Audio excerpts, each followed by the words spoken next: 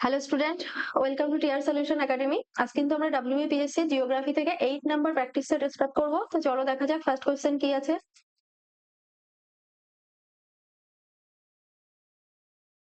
দেখো, প্রথম প্রশ্ন, হিমালয়ের রানী কাকে বলা হয়? তো ফার্স্ট অপশন দেখো আছে সিমলা, নেক্সট দেখো Mussoorie, Nainital, and last option দেখো আছে দার্জিলিং।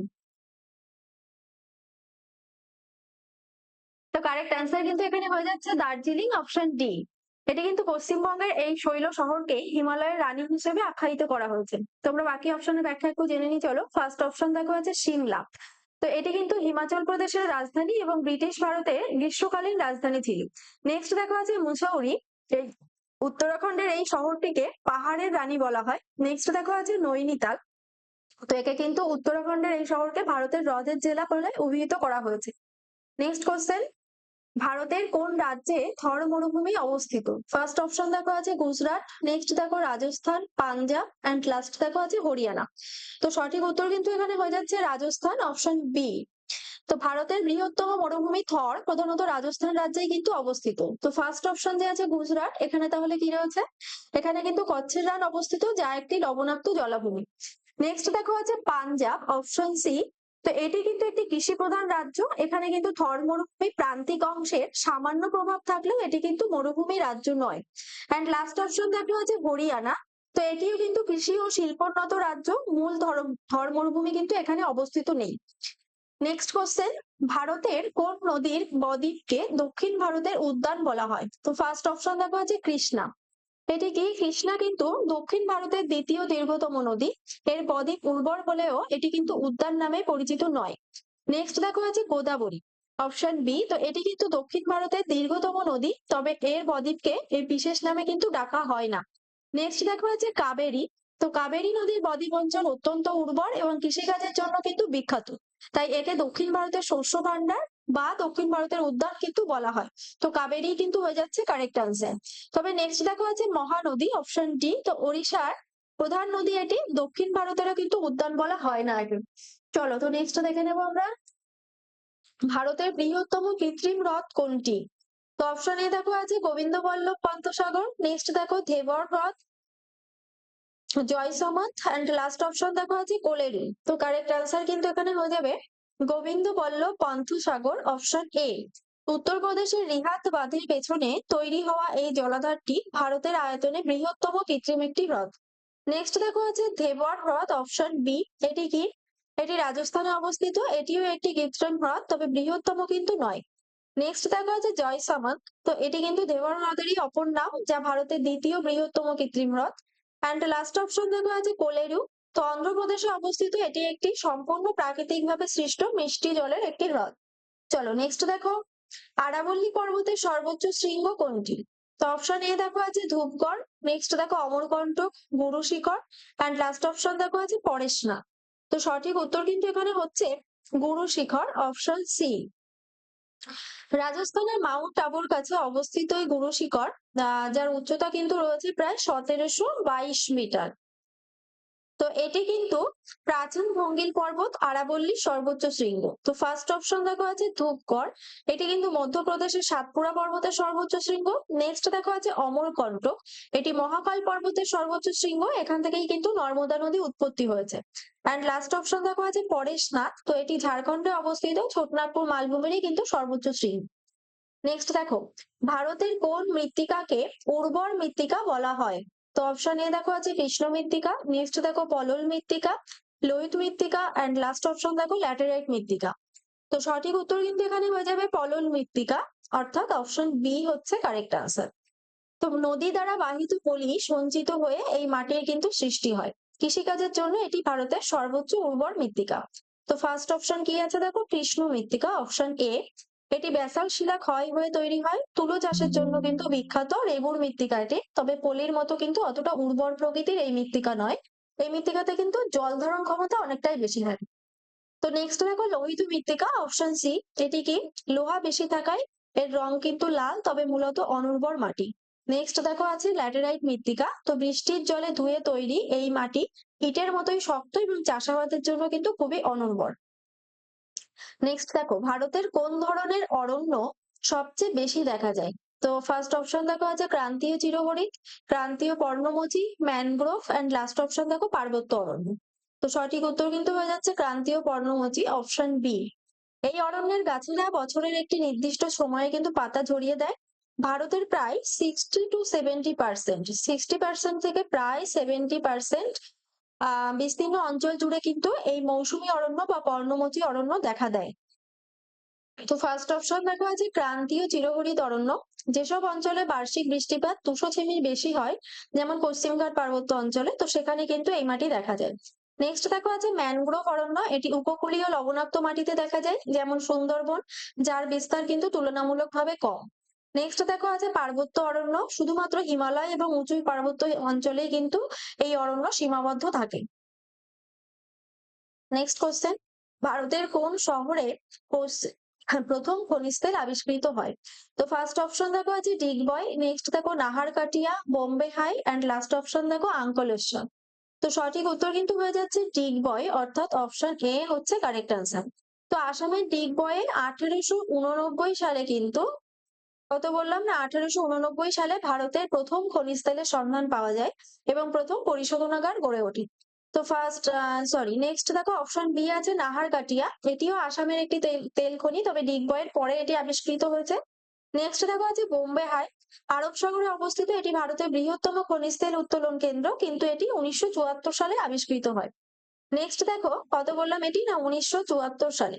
নেক্সট দেখো আছে আঙ্কলেশ্বর। এটি গুজরাটের একটি গুরুত্বপূর্ণ তেল খনি অঞ্চল। নেক্সট কোশ্চেন, ভারতের বৃহত্তম বন্দর কোনটি আয়তনের বিচারে? তো ফার্স্ট অপশন দেখো আছে চেন্নাই। এটি ভারতের অন্যতম প্রাচীন কৃত্রিম বন্দর। নেক্সট দেখো আছে কলকাতা, অপশন বি। এটি ভারতের একমাত্র বড় নদী বন্দর। নেক্সট দেখো জওহরলাল নেহরু বন্দর। এটি কিন্তু জওহরলাল নেহেরু বন্দর মহারাষ্ট্রে অবস্থিত। এটি ভারতের বৃহত্তম কন্টেইনার পোর্ট এবং আধুনিক একটি বন্দর। তো এটাই কিন্তু হয়ে যাচ্ছে কারেক্ট আনসার। তবে নেক্সট যে আছে বিশাখাপত্তনম, এটি কিন্তু অন্ধ্রপ্রদেশে অবস্থিত, ভারতের গভীরতম এবং অন্যতম একটি সুরক্ষিত বন্দর। নেক্সট দেখো সাদা কয়লা কাকে বলা হয়? তো অপশন এ দেখো আছে খনিজ তেল। এটি কি হচ্ছে, এর অর্থনৈতিক গুরুত্বের কারণে একে কিন্তু তরল সোনা বলা হয়। নেক্সট দেখো আছে জলবিদ্যুৎ, অপশন বি। কয়লা পুড়িয়ে বিদ্যুৎ তৈরি করলে দূষণ হয় এবং কয়লা কিন্তু কালো রঙের হয়, কিন্তু জলের স্রোত কাজে লাগিয়ে উৎপাদিত জলবিদ্যুৎ দূষণহীন এবং নবীকরণযোগ্য হওয়ায় একে কিন্তু সাদা কয়লা বলা হয়েছে। তো অপশন বি কিন্তু হচ্ছে কারেক্ট আনসার। নেক্সট দেখো পারমাণবিক শক্তি। তো ইউরেনিয়াম বা থোরিয়ামের মতো তেজস্ক্রিয় পদার্থ থেকে কিন্তু এটি তৈরি করা হয়েছে। অ্যান্ড লাস্ট অপশন দেখো সৌরশক্তি। তো সূর্যের আলো থেকে উৎপাদিত এই শক্তিকে কিন্তু সবুজ শক্তি বলা যেতে পারে, তবে সাদা কয়লা কিন্তু নয়। চলো নেক্সট কোশ্চেন দেখো, ভারতের সবচেয়ে বড় জোয়ার ভাটা কোথায় দেখা যায়? তো অপশন এ দেখো আছে সাগরদ্বীপ, নেক্সট দেখো ওখা উপকূল, হলদিয়া, লাস্ট অপশন কচ্ছ উপসাগর। তো সঠিক উত্তর কিন্তু হয়ে যাবে অপশন ডি। গুজরাটের উপকূলে এই উপসাগরে সমুদ্রের গঠনগত কারণে অত্যন্ত শক্তিশালী ও জোয়ার ভাটা কিন্তু সৃষ্টি হয়েছে। তো ফার্স্ট অপশন কি আছে দেখো সাগরদ্বীপ। তো এটি কি, এখানে হুগলি নদীর মোহনায় জোয়ার ভাটা হয় ঠিকই, কিন্তু তা ভারতের সবচেয়ে বড় নয়। নেক্সট দেখো আছে ওখা উপকূল। তো এটি কিন্তু গুজরাটের কচ্ছ অঞ্চলে অবস্থিত একটি স্থান, কিন্তু সামগ্রিক উপসাগরীয় অঞ্চল জোয়ারের জন্য দায়ী। নেক্সট দেখো আছে হলদিয়া। তো এটি কিন্তু হুগলি ও হলদি নদীর সঙ্গমে এটি অবস্থিত, এখানে জোয়ারের উচ্চতা অনেকটা মাঝারি প্রকৃতি। নেক্সট কোশ্চেন, ভারতের দক্ষিণতম বিন্দুটি কত ডিগ্রি অক্ষাংশে অবস্থিত? তো ফার্স্ট অপশন 6 ডিগ্রি 45 মিনিট উত্তর, 8 ডিগ্রি 4 মিনিট উত্তর, 37 ডিগ্রি 6 মিনিট উত্তর, নাকি 0 ডিগ্রি। তো সঠিক উত্তর কিন্তু হয়ে যাবে 6 ডিগ্রি 45 মিনিট উত্তর, অর্থাৎ অপশন এ। আন্দামান ও নিকোবর দ্বীপপুঞ্জের ইন্দিরা পয়েন্ট ভারতের দক্ষিণতম বিন্দু, যা কিন্তু 6 ডিগ্রি 45 মিনিট উত্তর অক্ষাংশে অবস্থিত। তো নেক্সট দেখো আছে 8 ডিগ্রি 4 মিনিট উত্তর। এটি কন্যাকুমারীর অংশ, যা কিন্তু ভারতের মূল ভূখণ্ডের দক্ষিণতম বিন্দু। নেক্সট রয়েছে 37 ডিগ্রি 6 মিনিট উত্তর। এটি ইন্দিরা কলের অক্ষাংশ, যা ভারতের একেবারে উত্তরতম বিন্দু। আর লাস্ট অপশন কি আছে দেখো 0 ডিগ্রি। তো এটি কিন্তু নিরক্ষরেখা বা বিষুবরেখার মান হচ্ছে 0 ডিগ্রি। নেক্সট কোশ্চেন, পক প্রণালী কোন দুটি জলভাগকে যুক্ত করেছে? তো এটি কিন্তু সঠিক উত্তর হয়ে যাবে পঙ্কুব উপসাগর ও বঙ্গোপসাগর, অপশন বি কারেক্ট আনসার হয়ে যাচ্ছে। তো পক প্রণালী মূলত ভারত ও শ্রীলঙ্কাকে পৃথক করেছে এবং মান্নার উপসাগর ও বঙ্গোপসাগরকে কিন্তু যুক্ত করেছে।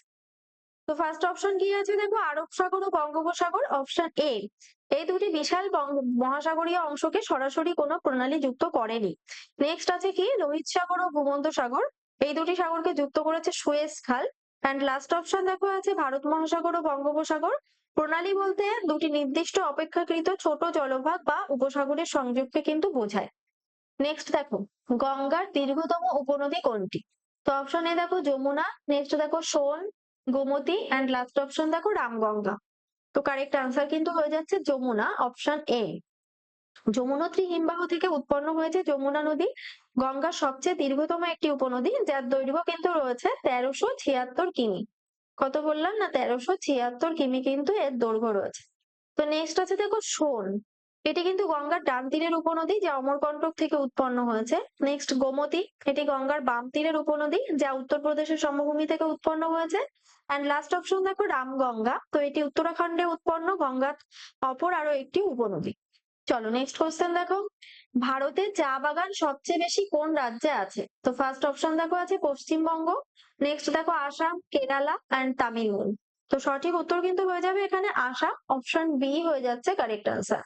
ব্রহ্মপুত্র উপত্যকা ও সুরমা উপত্যকায় অবস্থিত আসামে কিন্তু ভারতের সবচেয়ে বেশি চা বাগান রয়েছে, যা চা উৎপাদনে প্রথম।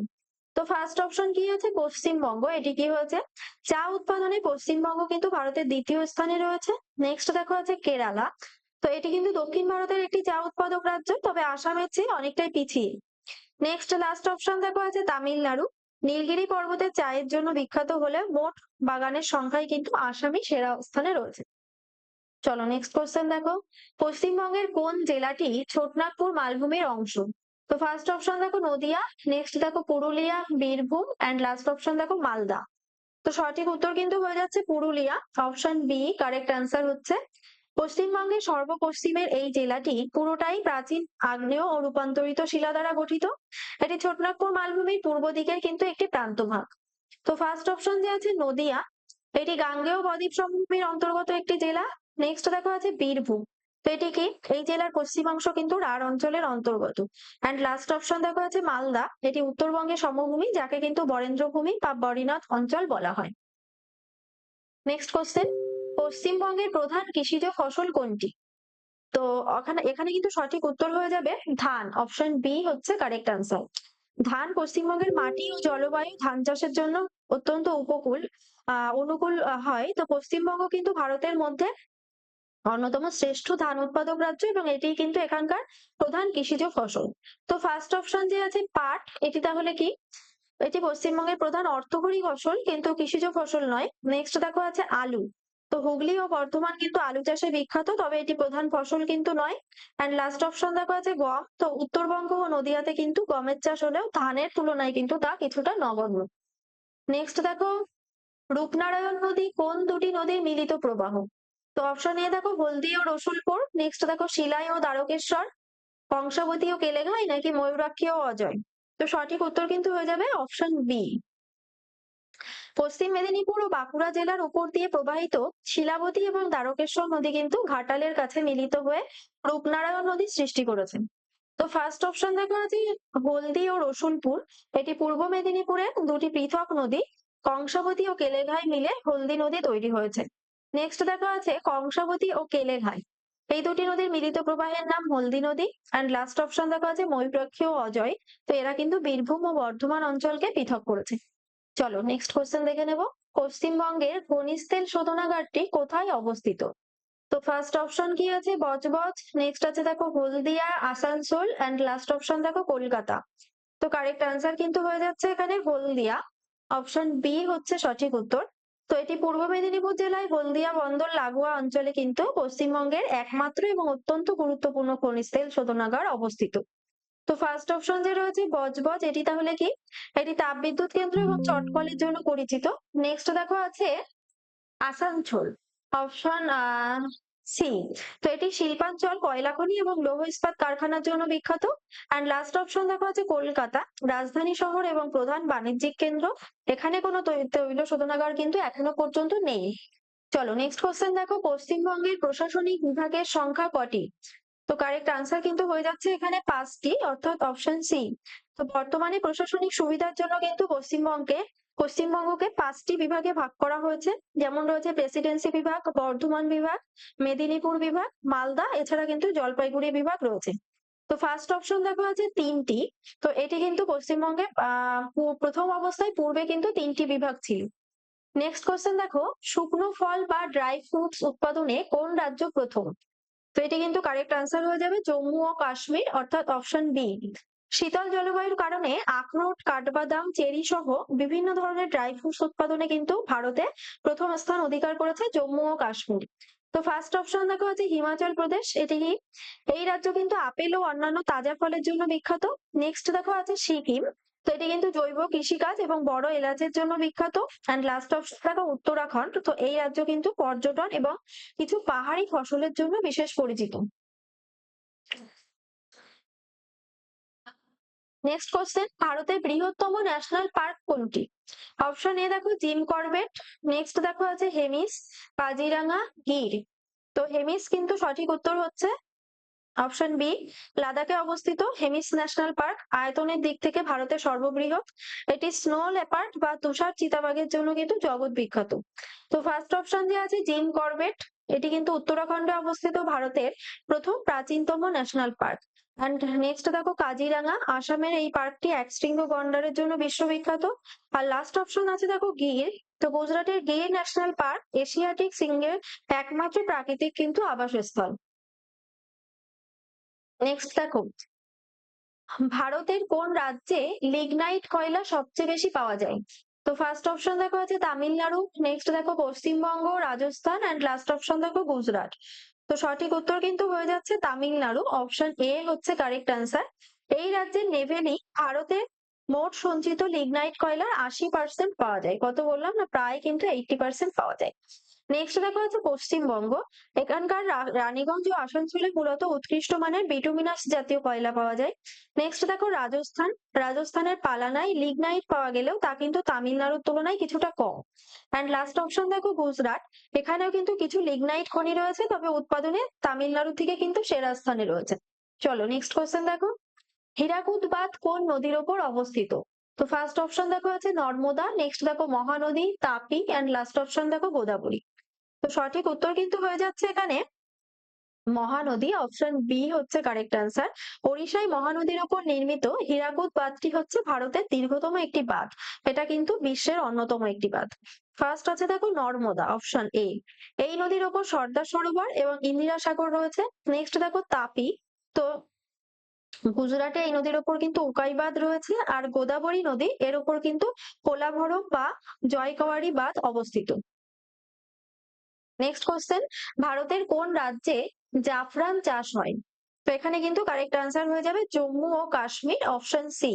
তো জাফরান চাষের জন্য অত্যন্ত প্রয়োজনীয় কিন্তু কারেওয়া নামক হিমবাহ সৃষ্ট বিশেষ মাটি শুধুমাত্র কাশ্মীরে পাম্পোর অঞ্চলেই পাওয়া যায়, তাই ভারতের কেবল এখানেই কিন্তু জাফরান চাষ হয়। তো ফার্স্ট অপশন কি আছে সিকিম, এখানে জাফরান হয় না, এলাচের জন্য বিখ্যাত এটি।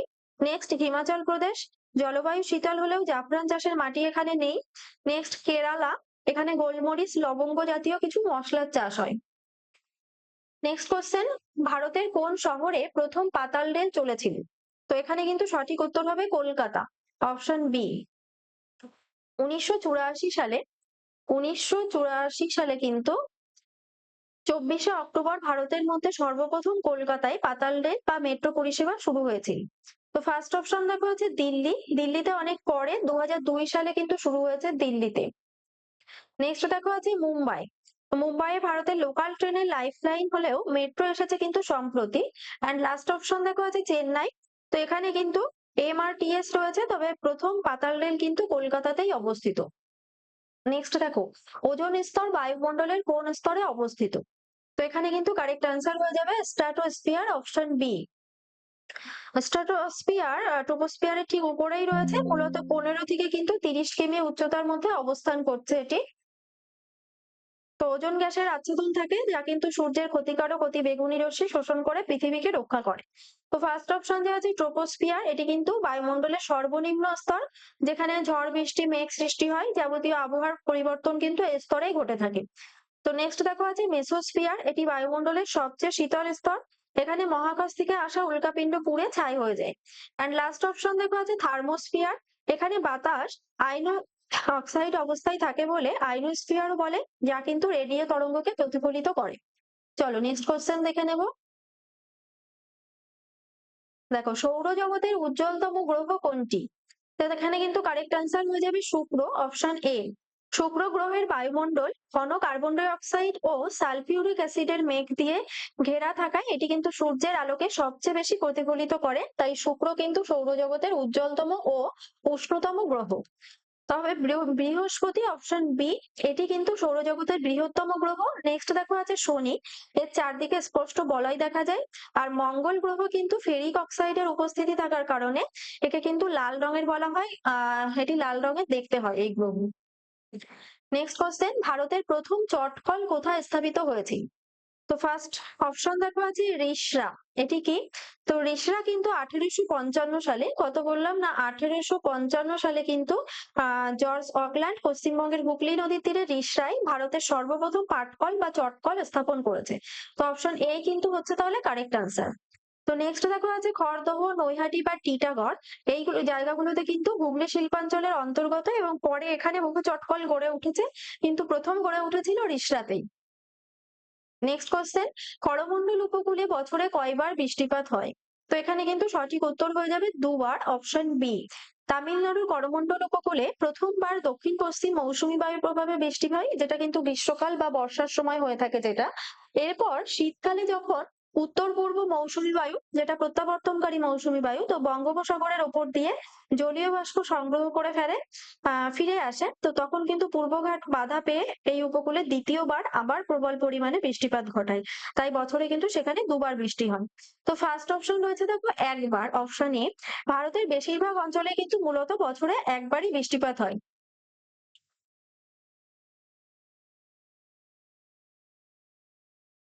দেখো, তো আজকের ক্লাস এখানে এই পর্যন্তই থাকছে। নেক্সট ক্লাসে আবার তোমাদের সাথে দেখা হচ্ছে। প্রত্যেকে ভালো থাকবে এবং প্রত্যেকে কিন্তু কাউন্ট করে জানাবে কার কত স্কোর হলো। চলো, বাই।